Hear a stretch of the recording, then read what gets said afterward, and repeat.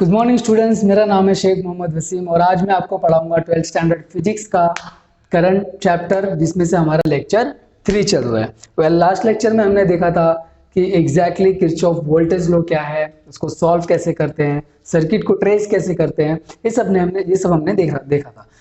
ये लेक्चर में हम देखेंगे कि व्हीटस्टोन नेटवर्क क्या होता है और व्हीटस्टोन नेटवर्क का एग्जैक्टली वर्क क्या होता है, प्रिंसिपल क्या होता है, डेफिनेशन क्या है। स्टार्ट करते हैं। इसके कुछ ड्रॉबैक भी हैं, वो भी हम धीरे धीरे देखेंगे। इसका डेफिनेशन है the device used for the measurement statement of minimum resistance with the help of comparison method is known as the Wheatstone bridge. इसको डिस्क्राइब किया था चार्ल्स व्हीटस्टोन ने। ठीक है, स्टार्ट करते हैं। Wheatstone bridge, basically Wheatstone bridge मतलब क्या होता है कि 3 नोन रेजिस्टेंस के थ्रू हम एक अननोन रेजिस्टेंस फाइंड कर सकते हैं। ठीक है, चलिए स्टार्ट करते हैं। ये हमारा बैटरी है यानी ईएमएफ है और ईएमएफ को हम ई से भी रिप्रेजेंट करते हैं। ये कीज है, ये हमारा कीज हो गया। यहां से करंट आई डैश पास हो रहा है तो यहाँ पे जाके I1 I2 डिवाइड हो जाएगा। ठीक है, तो ये I1 I2। ठीक है, फर्स्ट लेक्चर में हमने देखा था कि जंक्शन पे करंट या तो स्प्लिट होता है या तो कंबाइंड होता है। तो ये वाले जंक्शन पे क्या हो रहा है, करंट स्प्लिट हो रहा है। आई डैश करंट आ रहा है और I1 I2 डिवाइड हो रहा है। ऑलराइट, ये है गैल्वेनोमीटर और इसमें गैल्वेनोमीटर है इसलिए यहाँ पे करंट कौन सा पास हो रहा है, IG। ठीक है, यहाँ पे भी करंट क्या हो रहा है, स्प्लिट हो रहा है। कितना स्प्लिट हो रहा है, I1 माइनस IG हो रहा है, I1 माइनस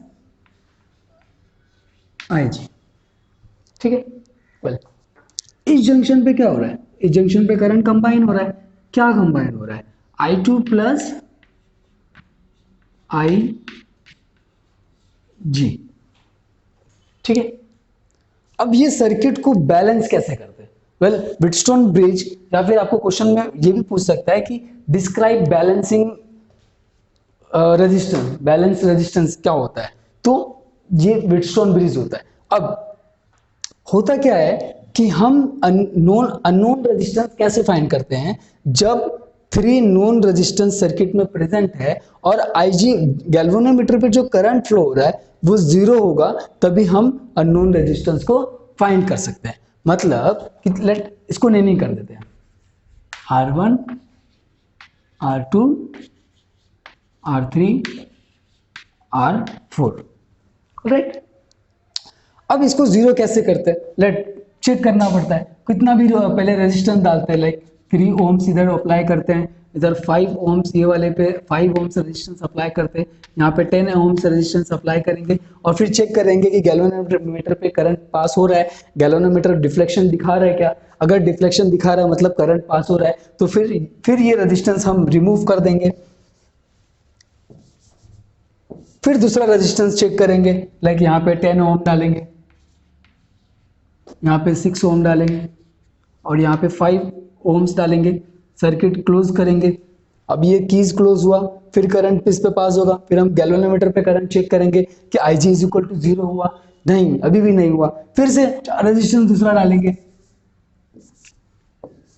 लाइक यहाँ पे 9 ओम्स डालेंगे, 9 ओम्स 11 ओम्स एंड 3 ओम्स।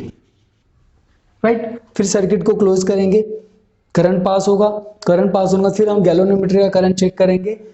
जब अगर डिफ्लेक्शन पॉइंट नहीं दिखाया, करंट यहाँ पे 0 रहेगा, तो फिर ये सर्किट हमारा बैलेंस हो गया। अब ये बैलेंस सर्किट के थ्रू हम ये अननोन रेजिस्टेंस को फाइंड कर सकते हैं। कब, जब IG इज इक्वल टू 0 हुआ, IG is equal to 0। Alright, अब यहाँ पे सॉल्व करते हैं। बेसिकली इसको सॉल्व किससे करते हैं, किरचॉफ लॉ अप्लाई करके सॉल्व करेंगे।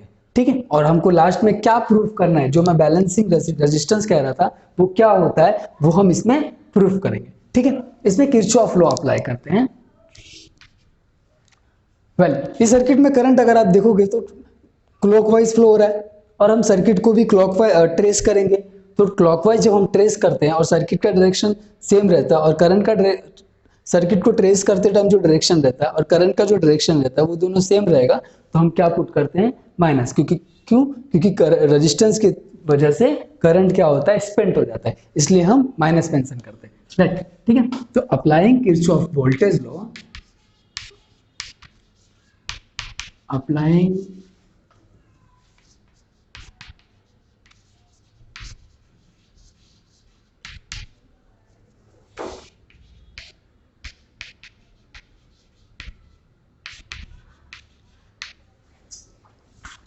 किस पे, कंसिडर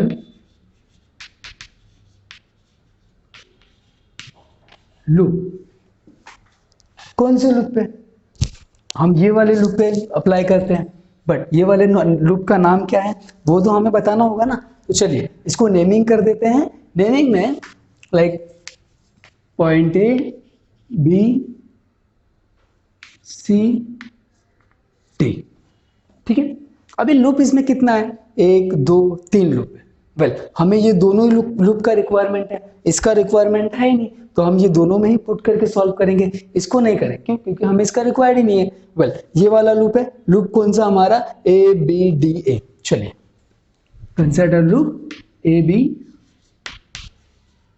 डी ए। अब इसमें किरचॉफ सेकेंड लॉ या फिर किरचॉफ वोल्टेज लॉ अप्लाई करते हैं। यहां से स्टार्ट करते हैं, इसे मैं मिटा देता हूं, इसे मैं एग्जांपल के तौर पे लिया था।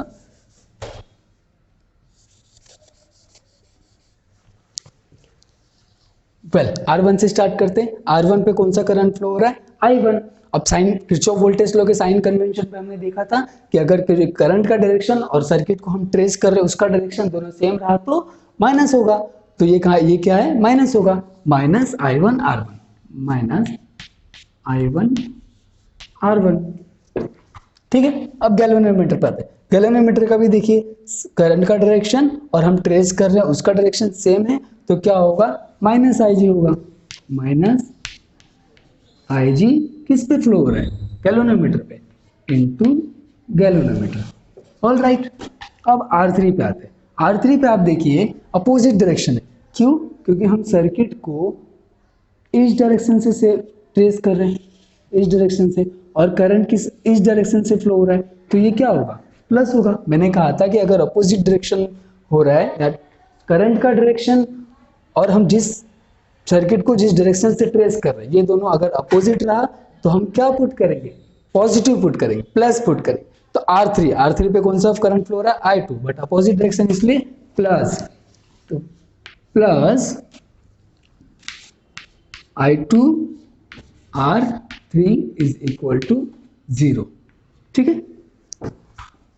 But IG is equal to क्या है, 0 है, तो IG जहां पे उसको हम 0 कर देते हैं, तो ये क्या होगा, माइनस I1 R1, ये क्या हो जाएगा, 0 हो जाएगा, 0 minus 0 plus I2 R3 is equal to 0, ठीक है। तो अब इसका कुछ काम ही नहीं है, तो हम इसे हटा देते 0 को, और राइट ये माइनस है, राइट हैंड साइड गया तो प्लस होगा, तो फाइनली हमारे पास R2 R3 is equal to I1 R1,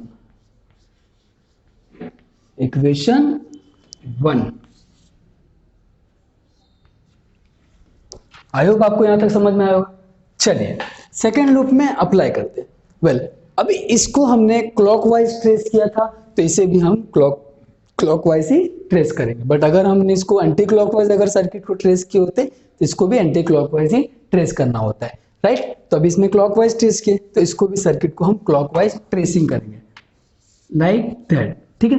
अब इसमें करंट का डायरेक्शन कौन सा है, ये वाले रेजिस्टेंस पे, इस डायरेक्शन पे, लेकिन लूप कौन सा है, BCD B, ठीक है। तो पहले लूप का नाम डाल देते हैं, फिर सॉल्व करते हैं।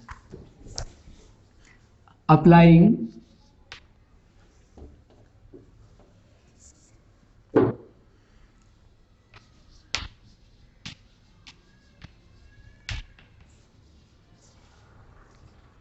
KVL किरचॉफ वोल्टेज लॉ, ठीक है, किस पे, लूप, कंसिडर लूप,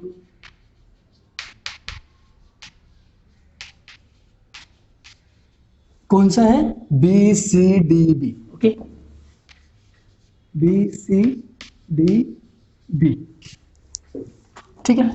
अब BCD में हम यहां से स्टार्ट कर रहे हैं। यहां पे रेजिस्टेंस कौन सा है, R2, करंट कौन सा फ्लो है, I1 minus IG। Well direction और ट्रेसिंग डायरेक्शन क्या है, सेम है, इसलिए हम क्या पुट करेंगे, माइनस। चलिए देखते हैं, minus I1 minus IG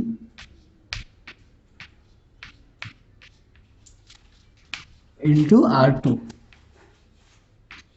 alright. Well अभी R4 पे कौन सा करंट फ्लो हो रहा है, I2 प्लस IG। क्यों, क्योंकि ये I2 प्लस IG यहाँ से कंबाइन होके फ्लो हो रहा है, और हम सर्किट को इस डायरेक्शन से ट्रेस कर रहे हैं, दोनों डायरेक्शन अपोजिट है, इसीलिए हम यहाँ पे क्या साइन पुट करेंगे, पॉजिटिव साइन, ठीक है। तो R4 पे कौन सा करंट फ्लो हो रहा है, I2 प्लस IG, तो प्लस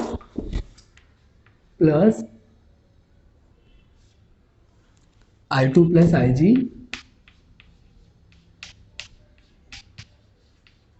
R4, ऑलराइट। अब गैल्वेनोमीटर पे देखिए, गैल्वेनोमीटर पे करंट अप टू डाउन आ रहा है, और हम सर्किट को ट्रेस कर रहे हैं, डाउन टू अप कर रहे हैं, तो अपोजिट डायरेक्शन है, इसलिए प्लस होगा। तो क्या है, IG plus G, plus IG plus IG into G is equal to 0, alright. अभी हमारा ब्रैकेट है, इसको ब्रैकेट को पहले ओपन कर देते हैं, ठीक है। चलिए ओपन कर देते हैं, minus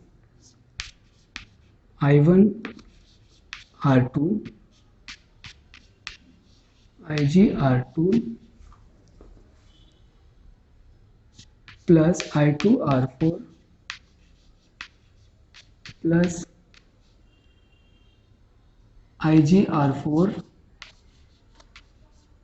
plus IG into G is equal to 0, alright. यहां तक हमारा सॉल्व हो गया। But IG is equal to what, IG is equal to 0, तो जहां जहां पे IG है वो रेजिस्टेंस को क्या कर देगा, 0 कर देगा, ठीक है। तो हमारा ये 0 हो जाएगा, ये 0 हो जाएगा, ये 0 हो जाएगा, फाइनली हमारे पास क्या बचेगा, minus I1 R2 plus I2 R4 is equal to 0, alright. Well ये माइनस है, उसको उधर कर देते हैं, प्लस हो जाएगा, तो क्या हो जाएगा, I2 R4 plus is equal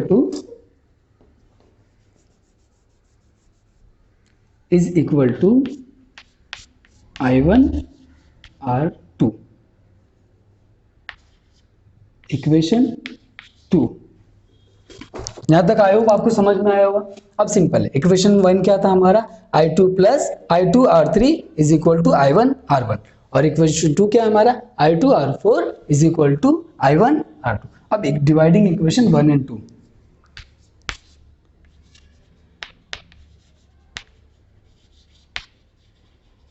1 and 2, 1 क्या है हमारा equation, I2 R3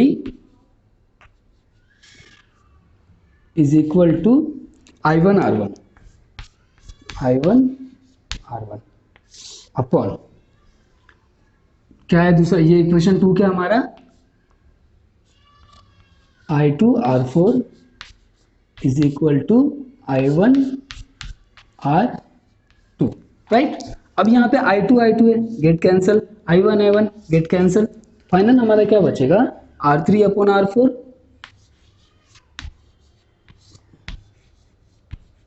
is equal to R1 upon R2।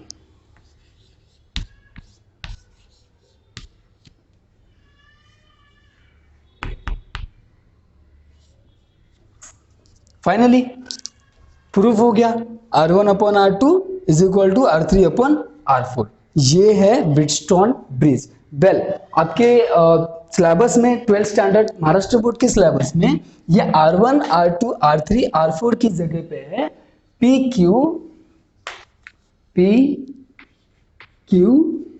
RS R S. इसीलिए आपकी बुक में जो सॉल्यूशन आया होगा वो ऐसा होगा, कैसा, P by Q is equal to R upon S। ठीक है, ऑलराइट। वहां पे हमने R1 R2 पुट किए थे तो इसलिए सॉल्यूशन वहां आया, वो आया। अगर हमने PQ RS पुट करते तो हमारा सॉल्यूशन ये आता। Okay, alright. आई होप आपको समझ में आया होगा। कोई भी डाउट हो तो आप मुझे कमेंट बॉक्स में पूछ सकते हो। Thank you.